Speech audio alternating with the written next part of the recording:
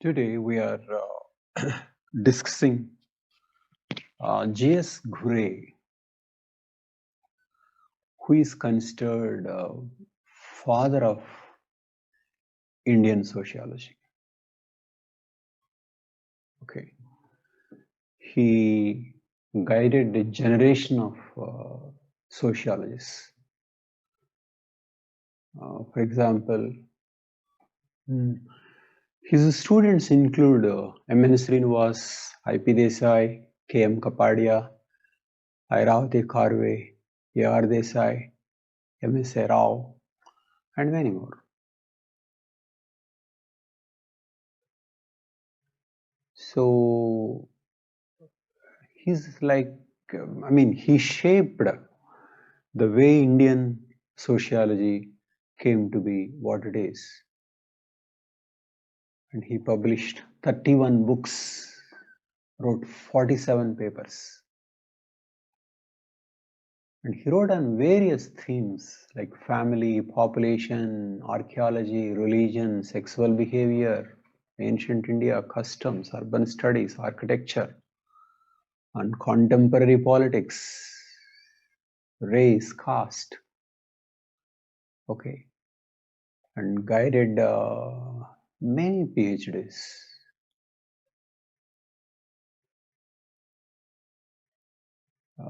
Defined, shaped teaching of sociology from Bombay University.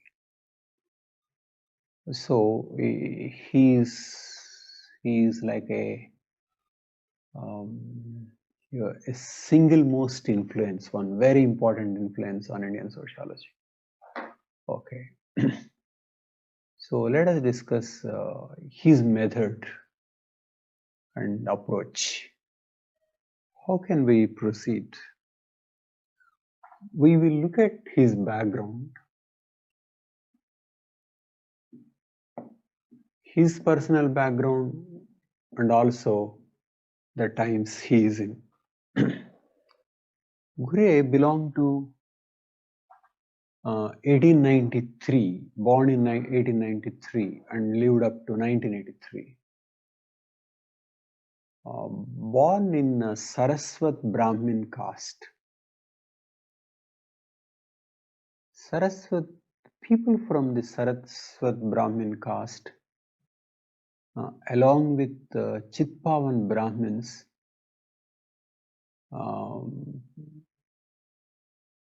were a source of Western educated regional elite, particularly from Maharashtra. So one very important aspect of his background is that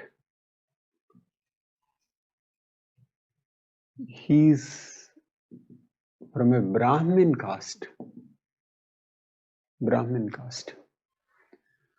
The caste is important here because castes seem to have played a very important role in Ghurye's sociology. That he is from upper caste played a very important role. And of course, because of the caste, he was, as a boy, exposed to Sanskrit.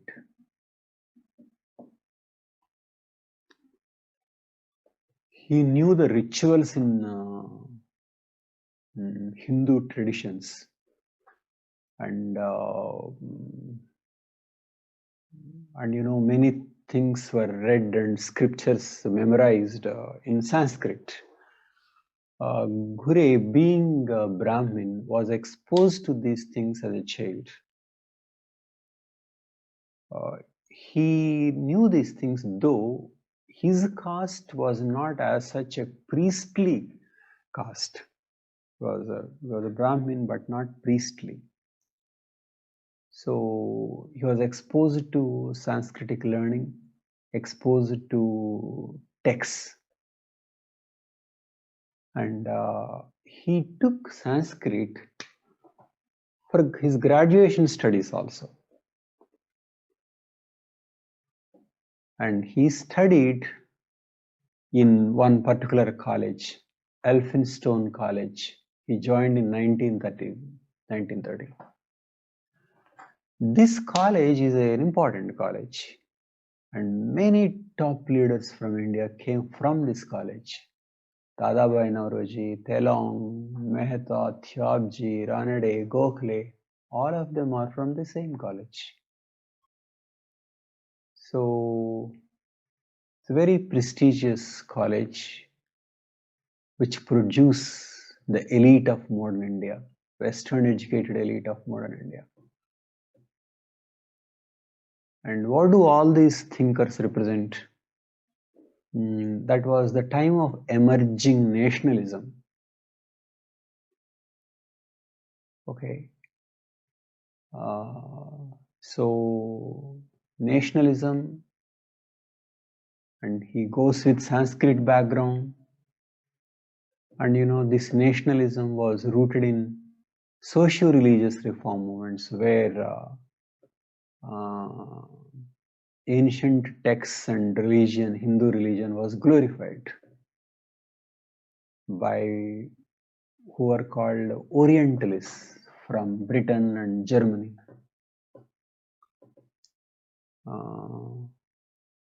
So you have Orientalist praise of ancient Indian literature and traditions and religion, and around the same time there was attack by Christian missionaries on superstitions, the way women were treated, idolatry, and various Hindu practices, because of which socio-religious reform movements emerged.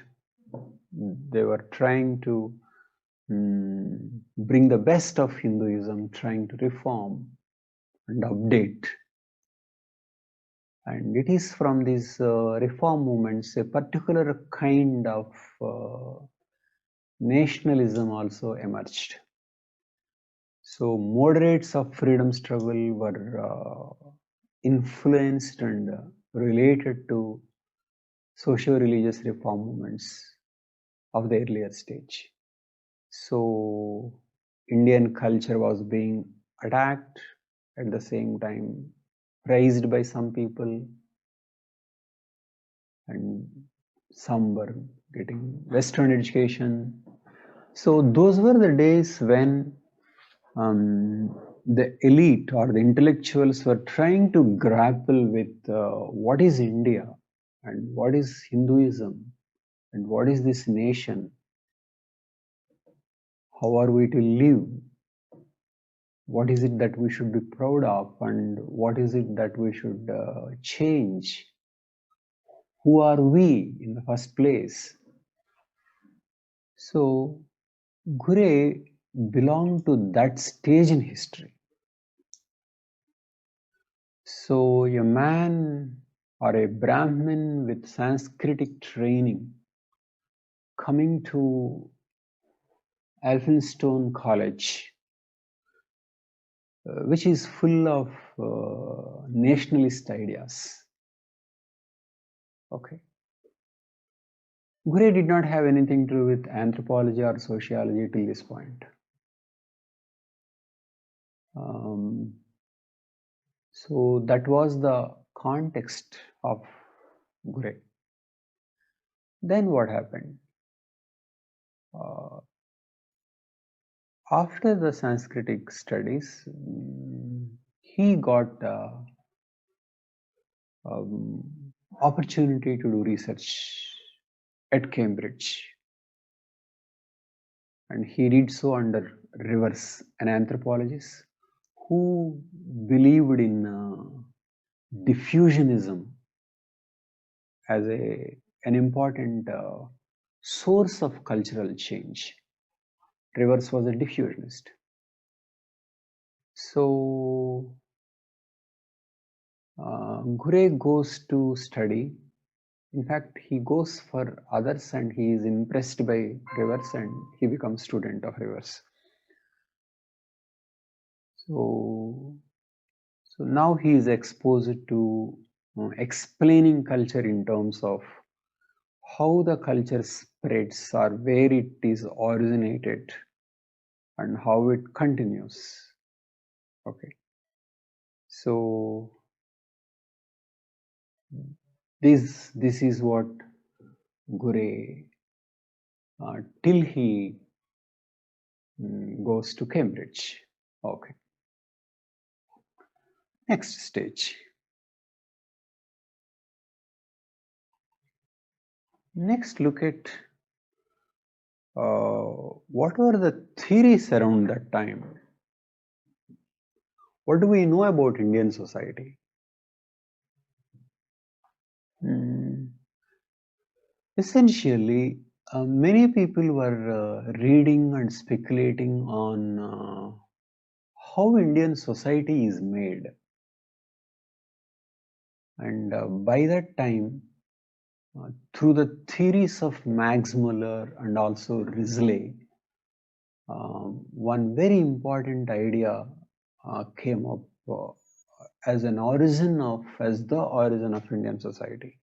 That was, Indian society is constituted by Aryan and non-Aryan components. Okay, there is a language element to it, there is a racial element to it, but Indian society or Indian civilization is essentially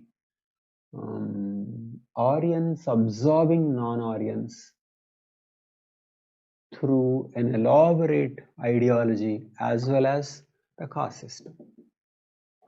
Ideology as well as caste system. Okay.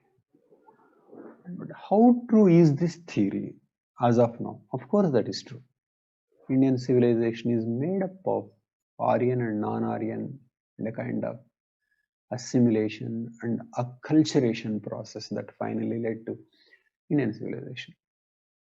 So, Ghurye believed this thesis which is now regarded as right. Okay. So Indian civilization is a result of acculturation. Aryan, non-Aryan components mixing up in that way, creating Hinduism as well as the caste system. Okay. So that was the dominant idea at that time, which Ghurye accepted. But what did Ghurye do to this particular theory? What is his unique way of looking at things? Okay. What Ghurye did was, compared to Risley, who believed that it is simply racial component that created the civilization, Ghurye believed that it is not simply race, but also ideas plus ideas. That is, for example, caste system spread not because Aryans migrated and created the caste system, but rather caste system spread as an ideological force. For example, caste spreading as an ideology means ideology of caste going to indigenous people,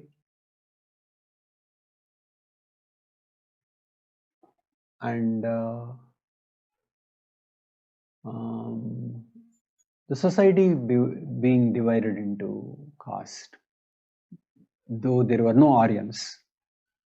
So it is not simply spreading through the physical movement of Aryans, but it is simply through diffusion of ideas. Diffusion. This is reverse. You can see reverse influence. Diffusion of ideas of caste and religion. That's how people were converted into Hinduism. Okay. So that is one modification Ghurye made. And second thing is, that is about one. The second thing is that Ghurye did not see, though this is a creation of hierarchy and caste, Ghurye did not see it as exploitative.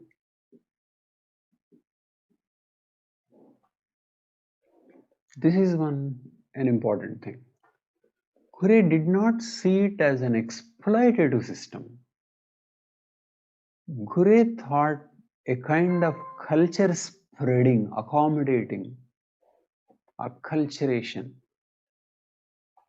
assimilation, all kinds of process, rather than exploitation and domination. So Ghurye did not think that the Aryans came and created an elaborate exploitative system. His view is that a superior ideology spread through Hinduization.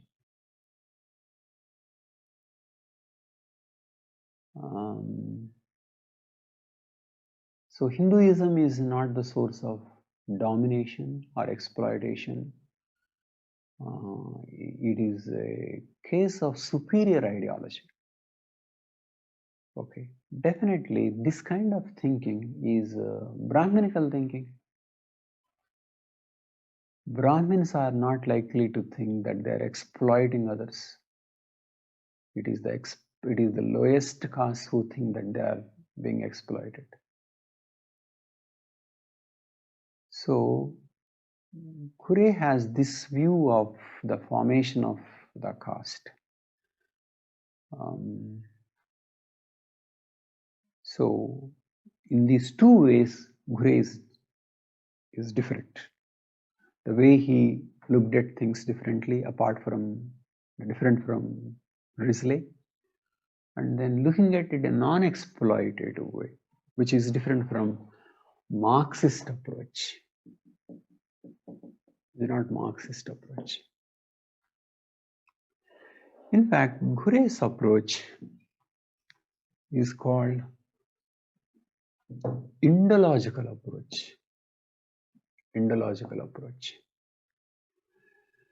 Indological approach is Ghurye takes texts, Sanskritic texts, and analyzes.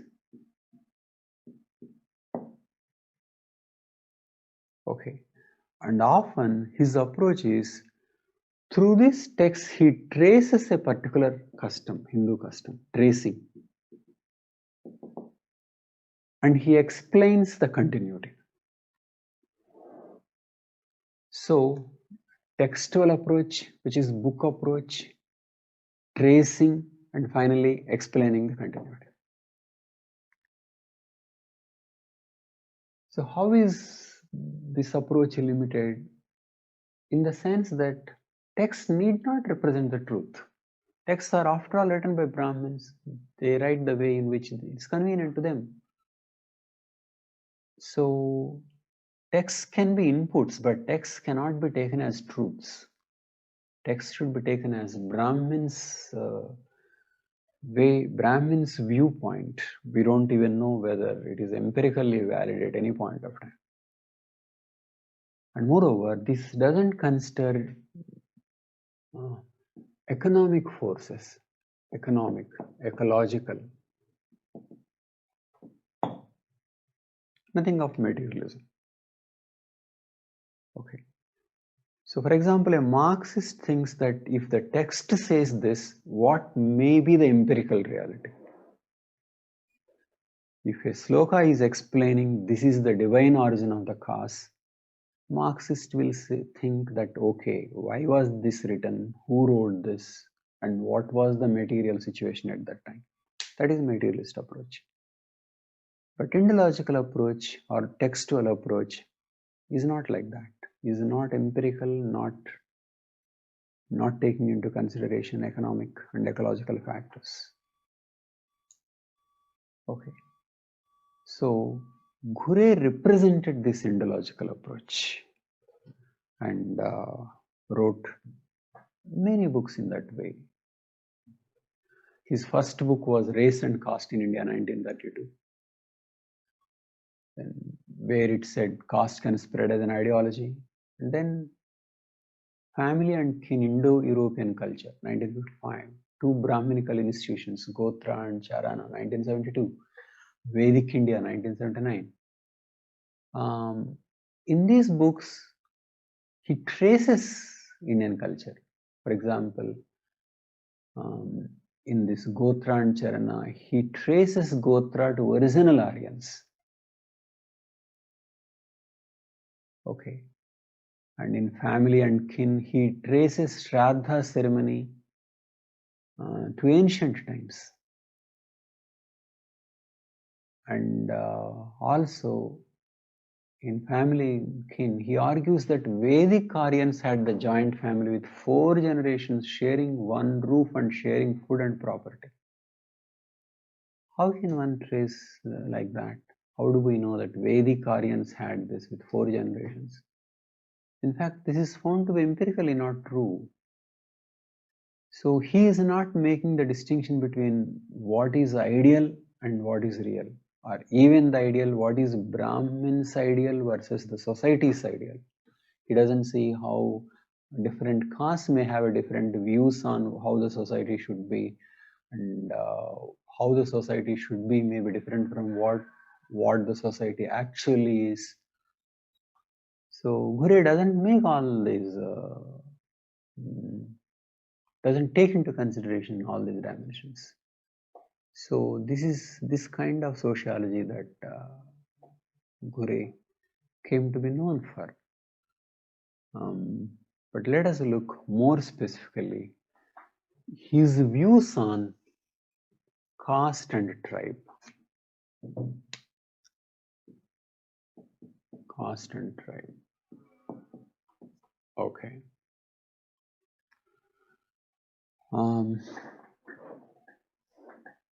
Ghurye did not see caste as an exploitative system. He saw caste as thread of superior ideology.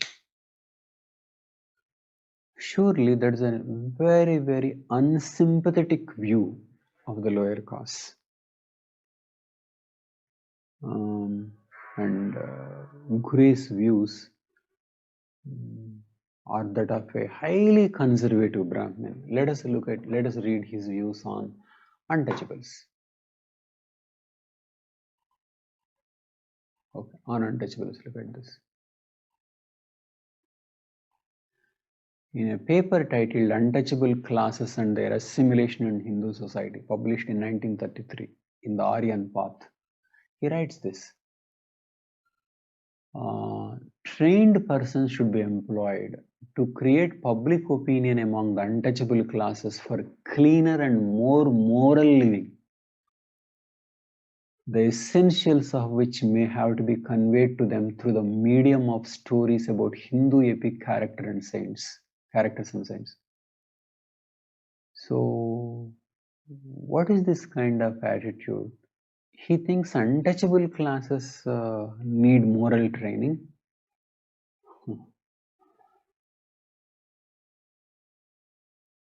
I think a sociologist should say it is the upper castes who need to be trained in morality. They are exploiting. It is their attitude towards dirt that has to be changed. How can one say untouchable classes should be cleaner? If untouchable classes are dirty, why are they dirty in the first place? And whose dirt they are handling?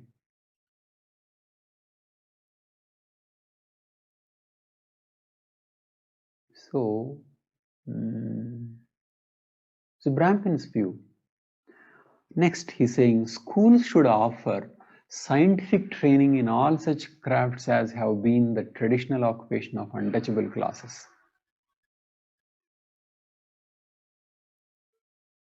And such training will offer an object lesson in the art of personal cleanliness, even under the special conditions of those occupations, and may help these classes to enhance their earning capacity.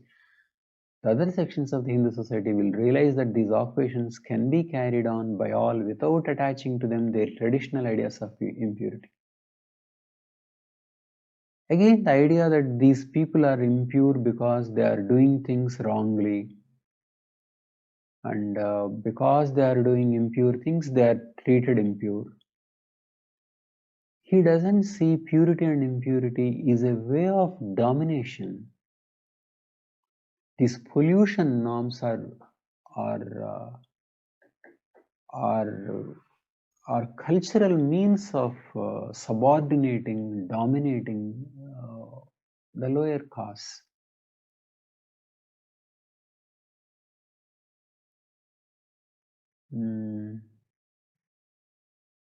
And pollution is not because of the dirt, it is because of power. So, he doesn't see religion, pollution norms, rituals, or manifestations of a particular power relationship, and that power relationship is an outcome of economic differences. He takes the pollution so seriously, and then he blames untouchables for being unclean, and they should be educated to be clean, and they should be educated to do their jobs without dirtying themselves.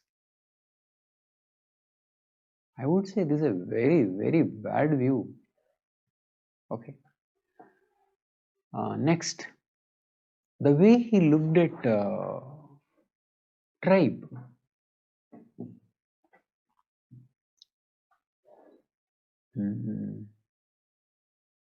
Ghurye, of course, knows very clearly that Indian civilization is made up of absorption of various groups into caste system. Okay. But because Ghurye thinks that there is nothing wrong in that kind of absorption, he says that absorption should go on, which means so-called tribes should be converted into castes. So in this context, he says, who are these tribes? They are imperfectly integrated classes of Hindu society. He is saying that they already belong to Hindu society. It's just that they are imperfectly integrated classes of Hindu society. And he is also calling them backward Hindus. But how did they become Hindus in the first place? Before you call them backward Hindus, you should explain how they are Hindus in the first place. So he has this idea that the people here were Hindus, some fully integrated and some less integrated. But how people here were Hindus?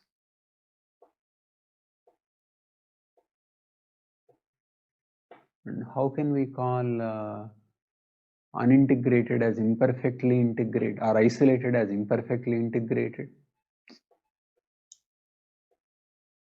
It's a very tragic case that you read so much, you know so much about the society, you are a scholar, and yet you carry a very, very primitive mindset. Where is rationality in this? Where is humanism in this? And this he was writing in 1959. Okay.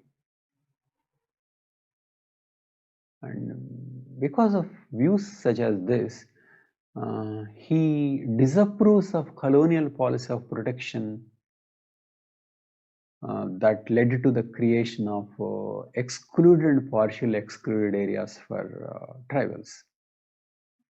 He took them, like other nationalists, as British strategy of divide and rule.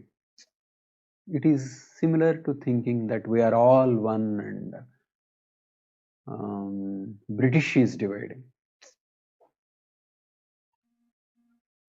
The British division was to protect the tribals, and the tribals are to be have to be protected from exploitation by the caste populations. And Ghurye doesn't see that dimension. In the first place, he doesn't think that the tribal should be protected and their culture needs to be preserved. Even if you don't believe in culture needs to be preserved, you can at least believe that their resources should be preserved, and they should not be exploited. So which means that Ghurye doesn't think that conversion of a tribe into a caste and ranking and assigning pollution norms is wrong and inhuman. Ghurye thinks that was how it had been and that is how it should be. Okay. So, where is all his learning in these views? How he may be different from his great grandfather, who may have thought in these ways. So, what is the use of all this learning? You study all the scriptures, you study how Indian civilization is formed, but you are so completely unsympathetic to the most exploited people, to their honor, to their economy, to their status. Okay.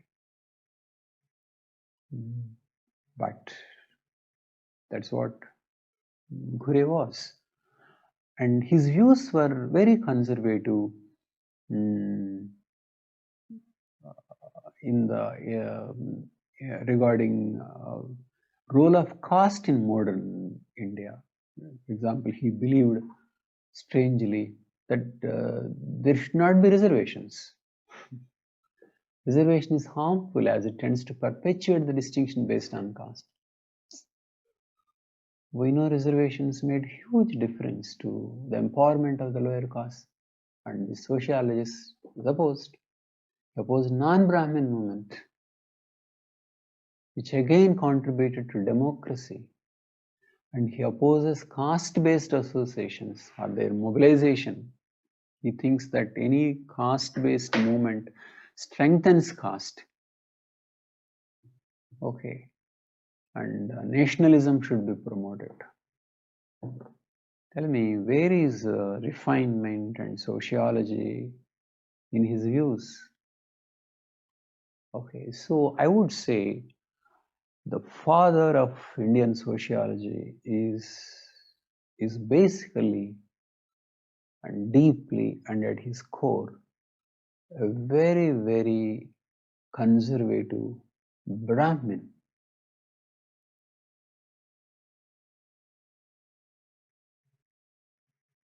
But of course, he guided many people who didn't share his thinking. That is a different issue. For example, A.R. Desai, he wrote on Indian nationalism. He is a devoted Marxist. M.N. Srinivas contributed so much, and many other thinkers. So it is not that Ghurye imposed his views on his students. Even in the approach also, Ghurye, for example, encouraged his students to conduct fieldwork He directed field-based studies of social change in rural India and impact of urbanization. Okay. So it is not that he imposed his views on others. So he trained people who would become very good sociologists. But he himself remained at his core a very conservative Brahmin. Thank you.